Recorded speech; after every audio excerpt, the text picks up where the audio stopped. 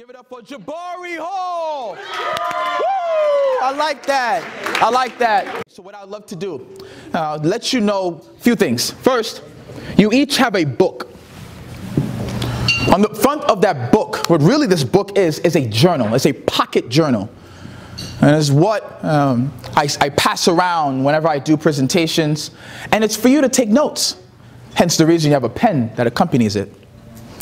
But on the front of this journal, it says our company mantra, to think positive and dream big. So during my workshops, one of them is called Think Positive and Dream Big, but it's a reminder to you that if you're going to use this book, when you're going to use this book, every time you're about to write something, every time you're thinking of something, think positive. I heard some young people in here are excited for college, ready for college. Dream big. And that's what the purpose of this journal is. For today, I would love for you to write some notes in it. The title of today's keynote, right? Your pen should be in your hand. The title of today's keynote, your identity is the right recipe.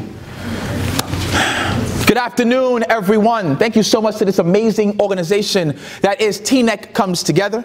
Its staff, you students, the community and visitors for being here on this great day and hosting such an empowering and encouraging day. Please, every one of you, give yourself a round of applause. Awesome, yes. As I was introduced, my name is Jabari Hall.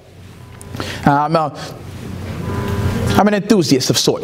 Self-empowerment enthusiast, and I host a couple different seminars called I Care, I Have a Goal, 10 Secrets to Success, and you can find me there on any channel at I Am Jabari Hall. And I'm a positive spirited guy, positive filled, positive speaking, influential, downright powerful, international empowerment speaker.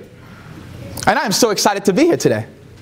I'm so excited because I get to be a part of this unique opportunity where we all can gather bonded by this mission to show every one of you young people why your voice matters. See, we, the older generation, get to build the next generation of adults, of leaders, of mothers and fathers, of congressmen and congresswomen, and of volunteers and servicemen and servicewomen. We do that through inspirational conversations and carefully guiding you all through this channel to help you create your identity and find your voice. And we do that right here. We do that right now. We do that for the right reason, the right way, on a great day, with a great organization surrounded by great leaders to inspire great young people. See, my purpose at this moment is to bring us all together to fortify that mission I just talked about. And to help you students solidify your belief that your voice matters. That inside voice that the person next to you never gets to hear. And that outside voice that most of us so many times forget to use to impact and ignite the change we need in our world. See, my goal is to impact at least one of you so much that you use your voice as your weapon of choice, and to provide the rest of you with these seeds of knowledge that will resonate with you today and tomorrow. And my hope is that at some point that seed is watered and grows and blossoms, oh, it blossoms, into a self-belief that drives you and you and you to be the best version of yourself. So in thinking about today, to do this, to accomplish this, I want to talk about this word, identity. Identity. When I thought about this word, I had so many questions that would pop up in my brain, like what is my identity? Who do I identify with? Is it a label that's put on me? Do I even know what my identity is? What is identity? And I thought about all of the phases in my life that got me to be in this position, that got me to be the man that I am today. I thought about it. And I thought about middle school. Some Thomas Jefferson folks in here, yeah? I thought about middle school and all the jokes we would have. cafeteria time, all the jokes we would have. I thought about high school and all the high school drama. Teaneck, high school, high school drama, yeah. I thought about the expectations that people placed on me. I also thought about all the great college experiences and exposure that I got at Penn State University. I thought about traveling from state to state while pursuing my career. I even thought about this sweet girl that I met from Teaneck and that I married. I thought about the ups and the downs in life. Thank you so much for that. I really appreciate it. I thought about the ups and downs in life. I thought about the wonders that I had about my future. I thought about what it feels like to be a kid. All of these questions came up, and at the end, I decided on answering 3 questions.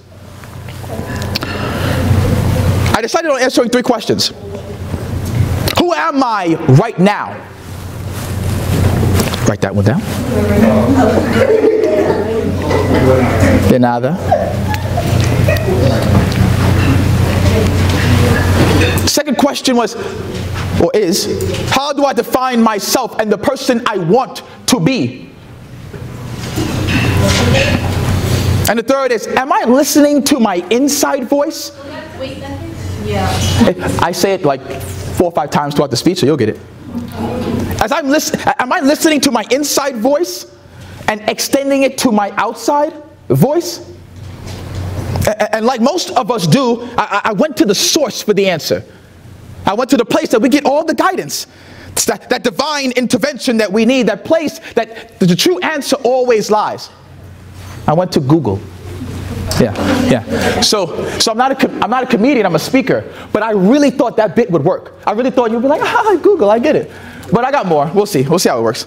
I went to Google and I looked up identity. I looked at the word identity, and Google says that identity means it's the qualities, the beliefs, the personality, the looks, and the expressions that make a person or group. So I said, okay, a person, me, who am I right now? Who am I right now? How do I define myself and the person that I want to be? Am I listening to my inside voice and extending it to my outside voice? And in that moment, I heard my inside voice say, spell identity. Spell identity. And I looked off into a mirror right next to me and I said, identity. Identity. And I spelled it I-D-E-N-T-I-T-Y. I-D-E-N-T-I-T-Y, identity. And then I said, okay, I-D-D, define, E-E, everything, and necessary to be in love with this young person. Identity, I define everything necessary to be in love with this young person. I looked in the mirror and I said, I define everything necessary to be in love with this person. See, if you are going to answer that question of who you are right now, you have to figure out your identity. You have to start saying, I define me. I inspire me. I empower me. I imagine me. I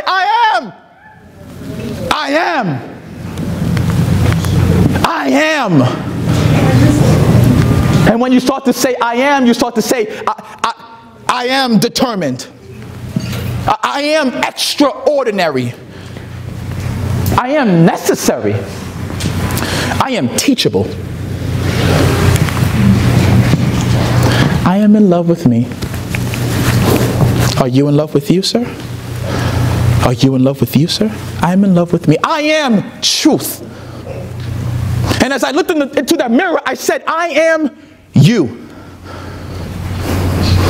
And I said, this is how I'm going to define myself. I. And as I looked into the mirror and I saw these words, I answered my question of who am I right now? Who am I? I'm a brother. I'm a friend. I am a man. And I'm a father. Born in Trinidad and Tobago, but raised in Brooklyn, New York. I am all that and more. I am an earned, full scholarship, college graduate, a teacher, a student, a business owner, a public public speaker and an advocate. I am all that and more. I am held by a standard by the Almighty that I serve. See, He's the one who loves me because I'm me. Never wanted me to be anything else but me, because then who would I be? I'm all of that and more I am. I'm sometimes confused, yet constantly figuring things out. I am a believer. I'm a dreamer who's smart, ambitious, bold, confident, committed. I'm diverse. I'm energetic. I'm faithful. I am good enough. I am helpful. I am incredible. I am Jabari. I am kind. I am love. I am all that and so much more. I am a person equal to the man to the left, to the right, and the left of me. I am unique. I am handsome. I am Caribbean. I am black. I am human. I am my identity. I am determined. I am extraordinary. I am necessary. I am teachable. I am in love with me. I am truth. I am you. I'm looking in this mirror and I'm identifying who I am. I am.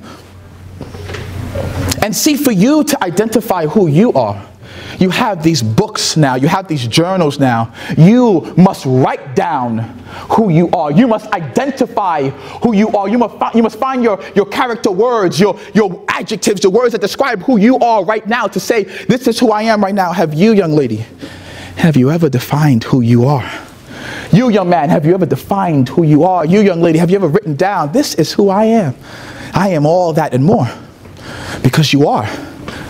When you do that, when you truly do that, when you truly write down, this is who I am, this is my identity, then you begin to know who you are right now. You begin to answer that question. So I looked in the mirror and I said, if that's what I am, and how do I define myself and the person that I want to be? And in looking in this mirror and searching the depths of my eyelid. Anybody ever looked in the mirror for a really long time? You notice some weird stuff on your face, right? You're like, whoa, it's like, what's that over there? What's that over there, right? Anyway, let me digress, sorry. I'm looking in this mirror, right? And I'm looking in this mirror and I'm looking for this answer of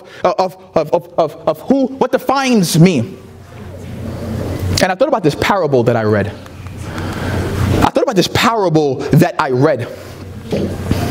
And it's about a master carpenter.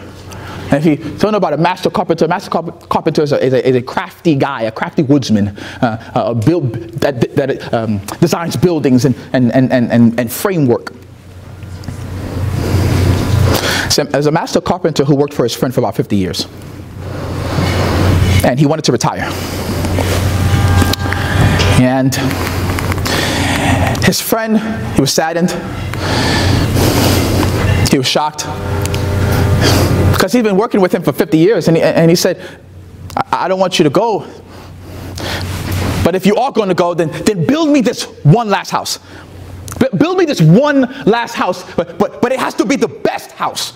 The best house that you've ever built in your 50 years, the best house. I'll even throw in $5,000 on top of it. And the master carpenter, well, he's been working for 50 years. He doesn't need the extra money. And he's really tired, but reluctantly he said, sure. I've been doing this for 50 years. I'm tired, but sure. You're my friend for a really long time. Sure. So his friend said, great. I'll hire some workers. They're going to help you out to finish the job even quicker. Okay. So here it is. They're building the house. And the carpenter noticed that the workers were using old, charred pieces of wood to build the beams for the house. They were using old steel, rusted steel, to build the roof. They were using old nails to bolt down the floor. And here it was, this master carpenter for 50 years, he only uses the finest of sorts, the finest of woods. So he's looking at wood, and he's looking at them, and he's like, do I say something? But I'm tired. I'll just leave it alone. He looked at them and he went against his qualities, his beliefs, his identity, and he stayed silent. Later on, when the house was built, the friend came back and he was overjoyed. He said, wow, such an accomplishment. Wow, the best job you did. I thank you so much for being honest. I thank you so much for when you designed this house, you kept it real. That's my little ad lib. You kept it real. I thank you so much for trusting that this was going to be your best house. I thank you so much. Here's your $5,000 bonus. Overjoyed, he reached out to shake his friend's hand, and he had a key in it. And he gave the friend the key. Carpenter has the key now, and he looks up and he says, "What's this for?" His friend said, "Well, you promised me you'd build the best house. So this house is yours. This house is yours to live in for the rest of your life." The carpenter looked at the key and he thought about all of the charred pieces of wood that was made with the beams, all of the roof that was used with steel, old steel and rusted steel, all of the nails that were bolted on the floor that were old. Everything inside was rotten. And he thought to himself, why didn't I say something? And he thought to himself, here it is that I did something that now defines who I am, but not who I want to be. See, what I want for all of us to know is that house that he stayed silent about, that house where he could have been honest about, that house where he could have been putting himself to the test. That house represents this word character. See, character represents the mental and moral qualities distinctive to an individual. A personal code that governs you to make those right decisions or make the wrong ones and regret them for the rest of your life. That kind of code, that's what character is. And our character is the house that we live in, the house that you've built, your body, your temple. That is your character. And for me, how I define myself is I define myself by my character, my moral code, my qualities. The things that I say when I say I am somebody, I am determined. My identity, I am extraordinary. I am necessary. I am teachable. I am in love with me. I am truth. I am you. Looking in this mirror, I'm answering this question to myself. I am you. See, for you to define who you are, for you to define yourself and the person that you want to be, question yourself. What is your moral code? Do you have a moral code? Do you expect others to live up to a certain expectation that you cannot live up to yourself? What's your character? Do you do the right things when necessary? Have you ever said to yourself, this is the right thing to do, and you failed? How'd you make up for it? Did you forgive yourself? Your character, your house, this temple, this is you. How do you define yourself and the person that you want to be, your character, your moral values? Question yourself, ask yourself. You're thinking about these times where you may have let your character loose. Where you may have forgotten that character, where you may have forgotten the qualities that make up you, the individual. Not your friend. You, the individual. Not mom. You, the individual, the characteristics about you. You're thinking about those times where you probably messed up. But in order for you to define who you are and the person you want to be, remember your character. Define your character. See, not only did that Master Carpenter story help me to answer my second question of how I define myself, but it also helped me to understand the power in my third. Am I listening to my inside voice and extending it to my outside voice? See, the Master Carpenter in that story forgot to use his inside voice in one of the most critical times of his life. Now he must live in this tainted house for the rest of his life. What critical decisions did you miss out on? What critical times did you hear an inside voice and decided not to act? Was there a time, young lady, when your friend was being teased and you decided not to help her? Was there a time that you lied and then you went home and said, I should have told the truth? Was there a time when your inside self says, I need to do the right thing here, stand up, and you sat down? Was there a time where you did not want to listen to your inside voice? Is there a time, young men, where you decided to do the wrong thing, when you know you should have done the right thing? Is there a time that you didn't listen to your inside voice and extend it out to your outside voice? Is there a time? See, for me, I'm going into a third story here. There was a time where I had to question myself and looking in this mirror, I'm so thankful there's a mirror there. Looking in this mirror, I remembered the story See, I have to travel a lot, and I have to manage this calendar. And I have to add on speaking engagements. I have to take off the canceled one. And sometimes I have to cancel things last minute. And I remember this time that I had to go to 2 different schools. I had an event at 2 different schools, and I had to decide about those 2 different schools.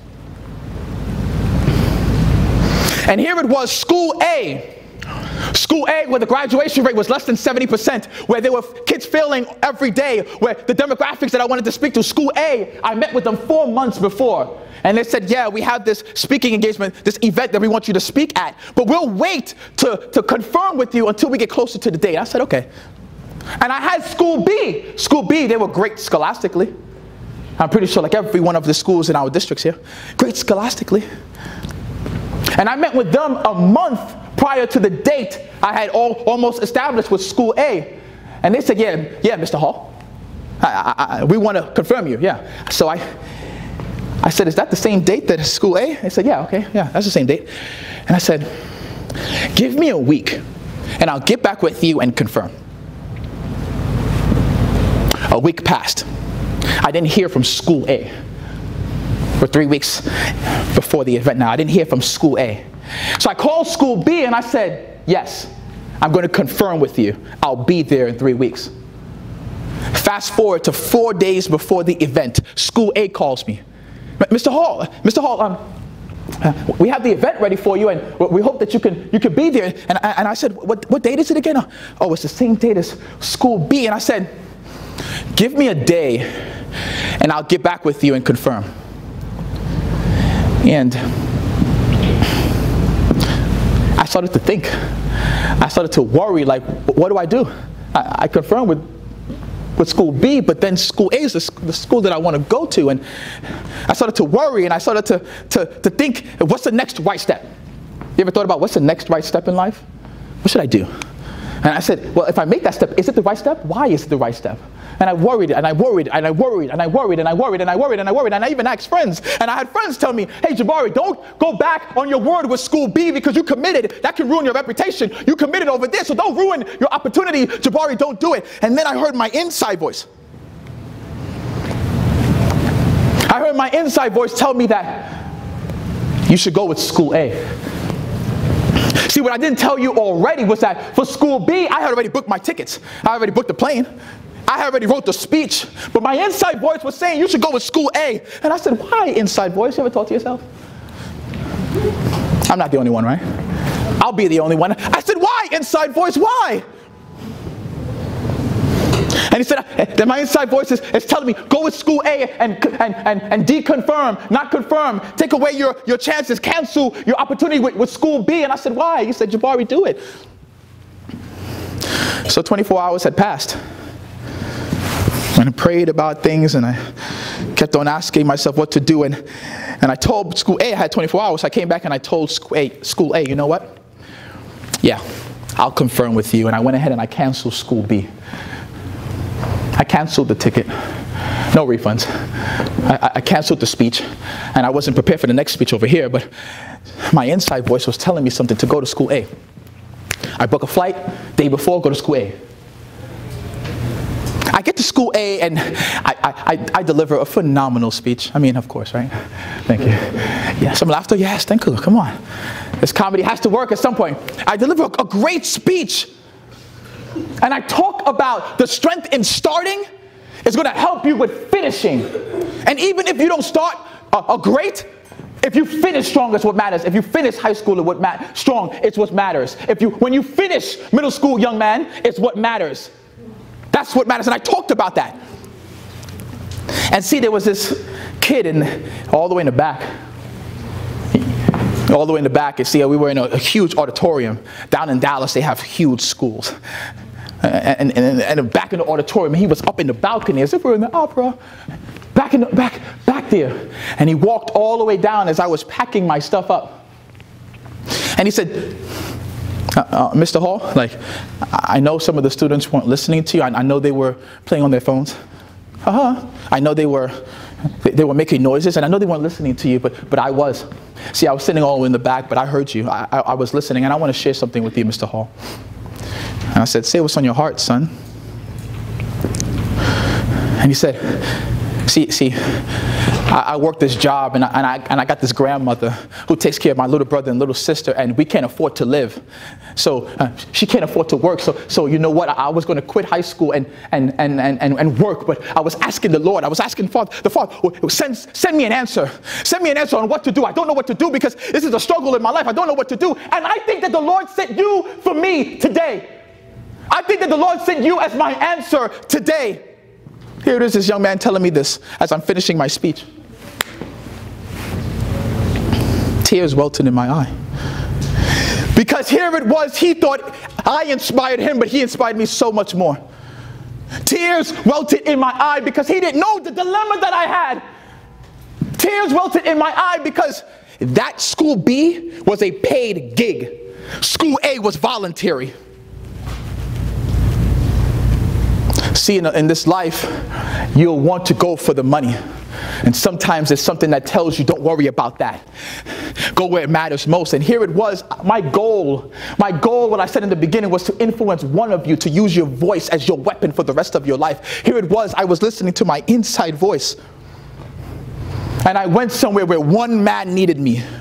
Where one person needed me so bad that would impact a generation in his family. See, what happened was, this was April. School finishes in June. He was in his senior year. He was going to quit.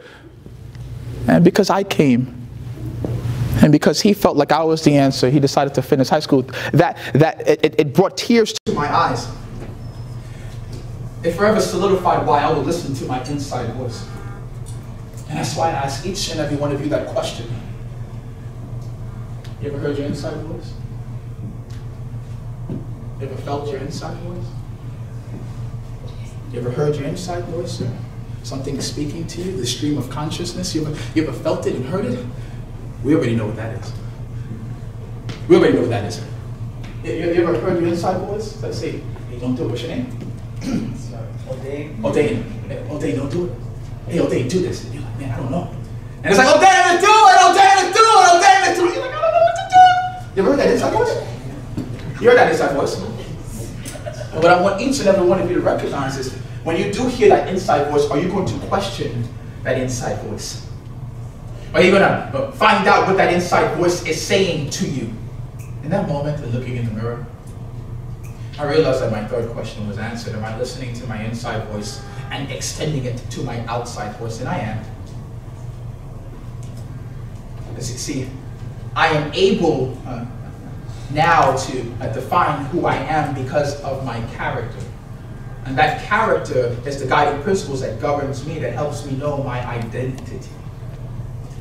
Answering these questions that leads me back to the identity part of things. And it's in this exact moment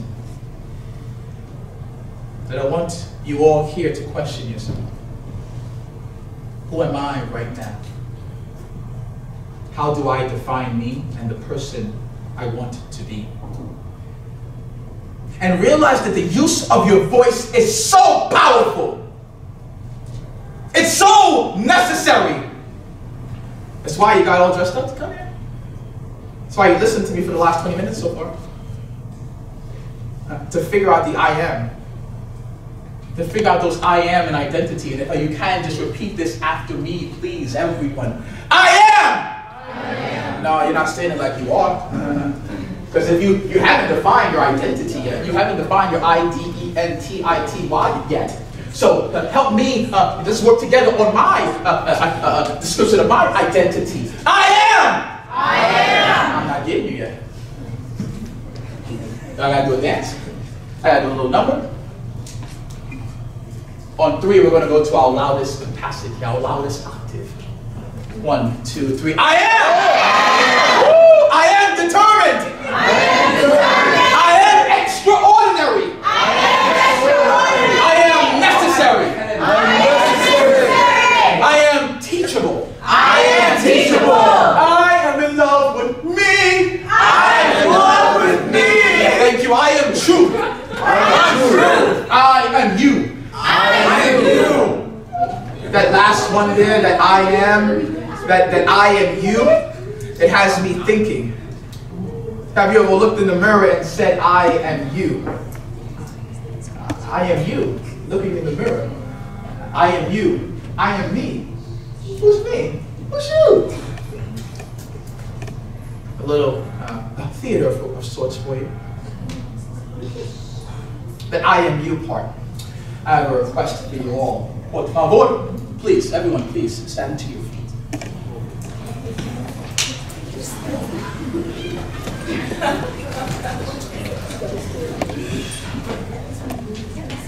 Let's all go back to this circle that we made. We made this circle, right, when we were doing the exercise. Let's all come in.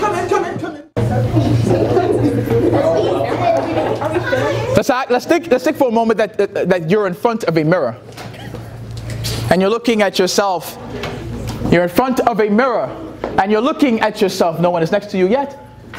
And you're saying, I am you. Have you ever looked to the left and the right of you? Do that for me. Look to the left and the right of you. And the person right next to you, have you ever said, I am you? I am you.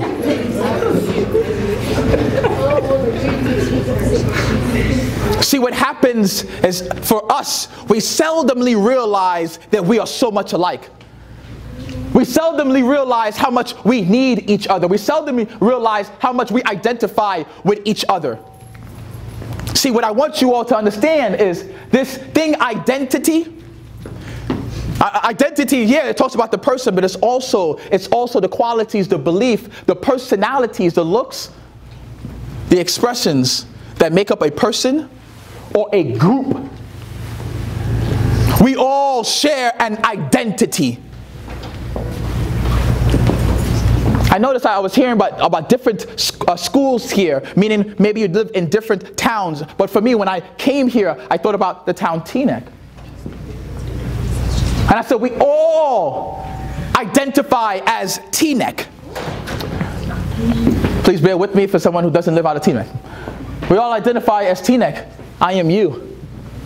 I am you. I mentioned that I married a lovely angel from Teaneck. And when I met her, I'm like, where are you from? She's like, I'm from Teaneck. I was like, Alaska? What are you talking about, Teaneck? I never heard about Teaneck. I'm from Brooklyn.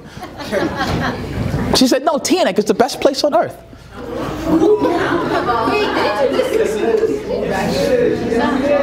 See, what you fail to realize is the history of Teaneck. We taught the history of Teaneck. And it being one of the first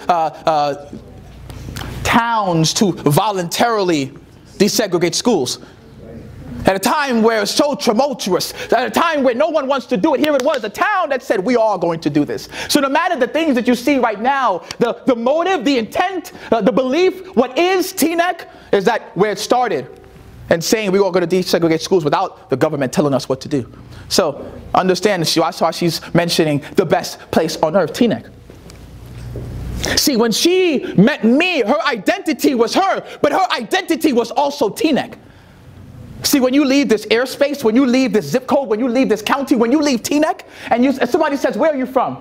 I'm from Teaneck. You represent everyone in here. You have that shared identity. No one will say, oh, you're just a girl that's in a certain street on Lake Street or whatever street on Main Street. No, you're from Teaneck. And everyone looks and sees this is Teaneck. And let me help you understand. When someone says something happened in Ferguson, and someone says, I'm from Ferguson. Oh, I'm so sorry that happened to you. You automatically look at the town and identify that person with the town. I would love for you to lock arms.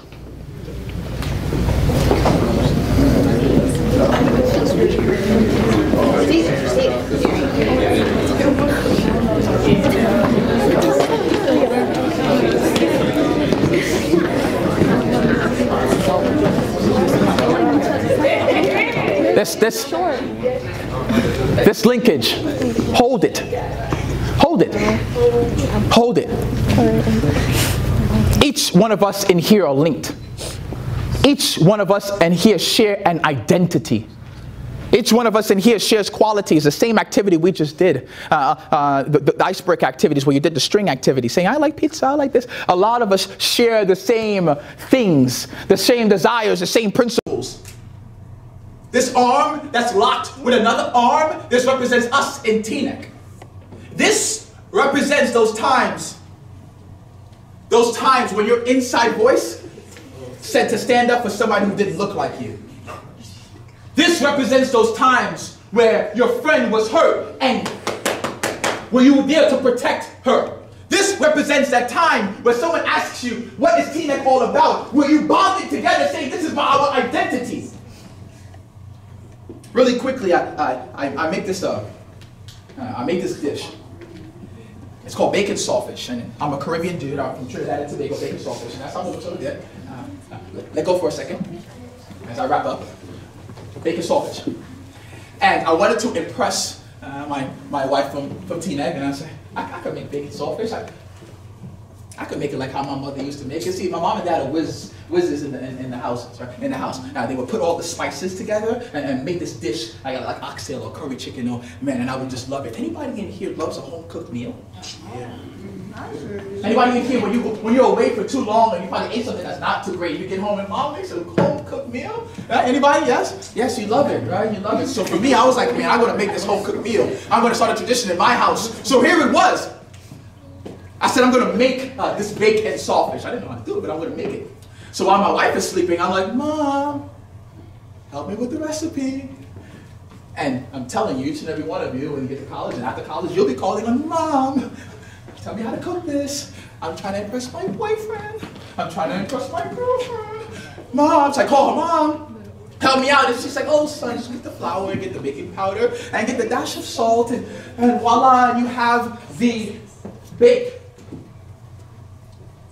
So I put it all together. I didn't want to measure anything. I just put it all together. I said, great, I got it. I got it. I'm going to put it all together. And my wife wakes up and she's like, oh, you did all this? And I'm like, come on, girl. Come on, I'm always in here like that, right? We sat down and we bit into this thing. We bit into this thing. And the first thing I thought about was like, this does not taste like how my mother used to make it. And I said, baby, I forgot an ingredient. I just forgot an ingredient, but it's going to be better next time. She's like, So then I decided that I'm going to make this work. I'm going to make this work. And the second time I tried it, I said, Mom, I need help. I need your help. I need to write down the ingredients this time. I need to get a little better. And I made it the second time. And I said, girl, you know about this? This is it. And we bit into that thing. The first thought I had was, this does not taste like how my mother used to make it. I'm like, man, I gotta get this. I gotta get this. So let me go back. Let me think about it.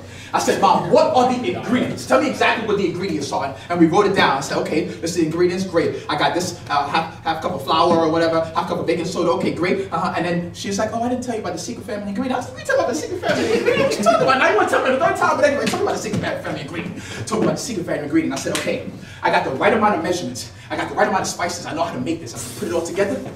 Ooh, this is it, this is it. Anybody would declare that this is it. And we're going to make it happen today. I was like, yeah, we're going to make it happen today. Yeah, we're making it happen, we're making it happen. And we sat down. And we bit into that thing. And it tasted like heaven. It tasted just like how my mother used to make it for all of those years. It tasted like heaven. And what happened was, the salt that was in there, the flour that was in there, the baking soda that was in there, the yeast that was in there, I didn't have the right amount. I didn't have the right recipe. But when I measured it, when I measured the right amount, when I said, okay, a cup of flour and half cup of baking soda, a pinch of salt, and a little bit of the secret ingredient, add some water, then I had the right potion. Then I had the right ingredients, and I had the right content, the right measurement. See, each one of you in here represents the flour. Each one of you in here represents that baking soda, that yeast, that dash of salt, that secret ingredient. Each one of you in here represent what Teaneck needs.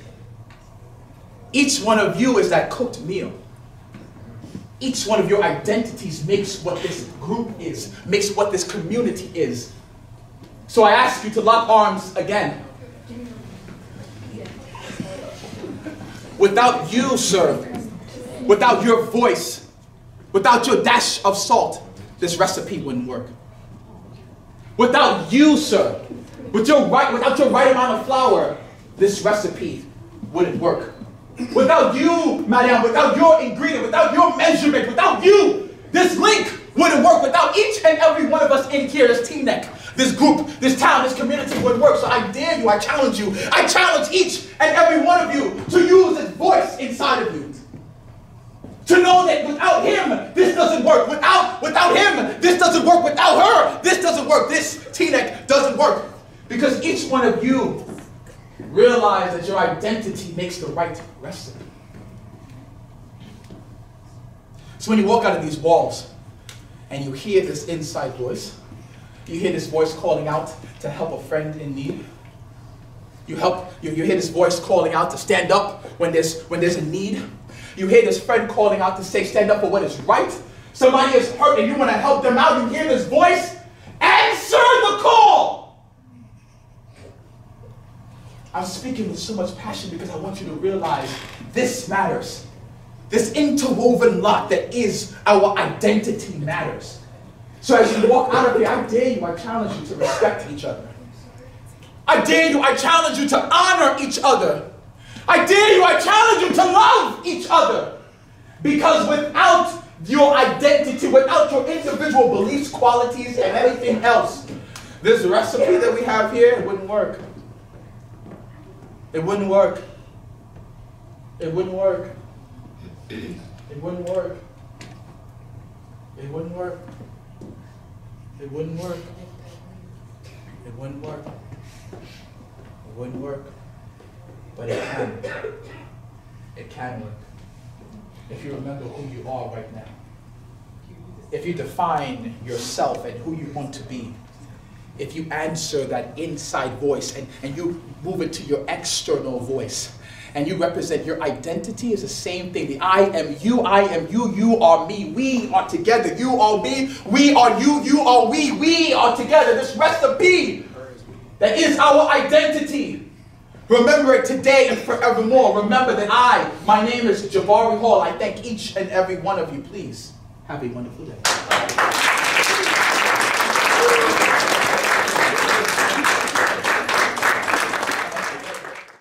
Thank you so much for listening, for watching.